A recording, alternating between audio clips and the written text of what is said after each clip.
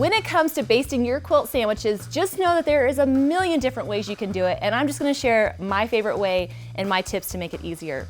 First, I'm working on a nice big table. Sometimes I'll tape it out all on the floor, but I figured you didn't necessarily want to see me crawling around on all fours. I've picked out my backing, and I've made sure that my backing is bigger than my quilt top because I want a little bit of extra to hold on to when I'm quilting along the edges of my quilt. I've laid it out nice and smooth, and I've even used a little tape to hold it in place. Basically, I don't want my quilt backing to be moving around while I'm trying to baste.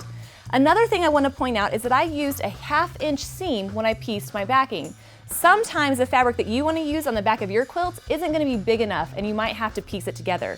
I like to use the 1/2-inch seam to give it a little bit more security, and I just want to point out I don't really care where that seam falls on the quilt. I think you can only worry about one side of the quilt, so it might as well be the top. All right, next in our quilt sandwich is the batting. This is kind of like the meat of our quilt sandwich, and I love to use fusible batting. What that means is I don't have to mess around with the spray and worry about getting it all over everything, and I also don't have to crawl around and try to get pins in there. Since this batting was in a package, you can probably see it's a little wrinkly. That's also because it's a cotton fiber, and natural fibers tend to hold their memory. I'm not too worried about it though, because when I iron it, it's gonna help smooth it all out.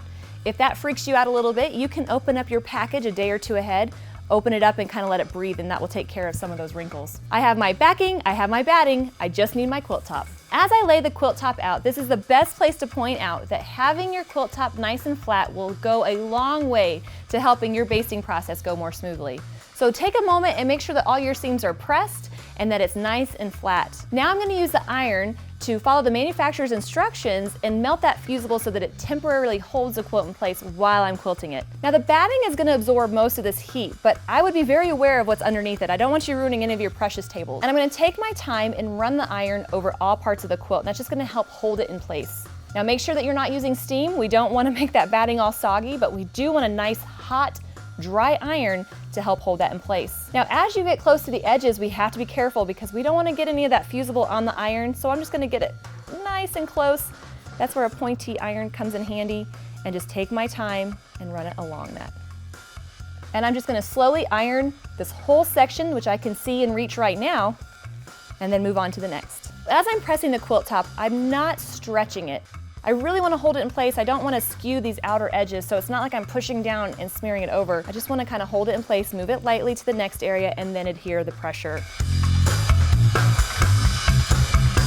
That first row is looking nice, and when I'm ready to move on to the next one, all I have to do is untape, move the quilt up, and continue over the rest of the quilt.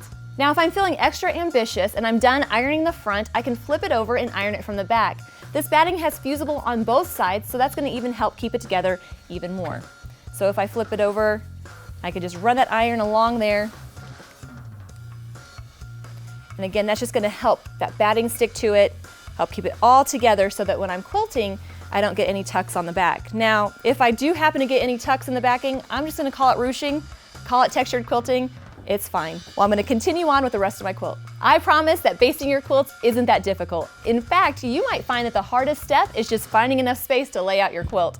Well, for more tips on basting your quilts, check out the links below.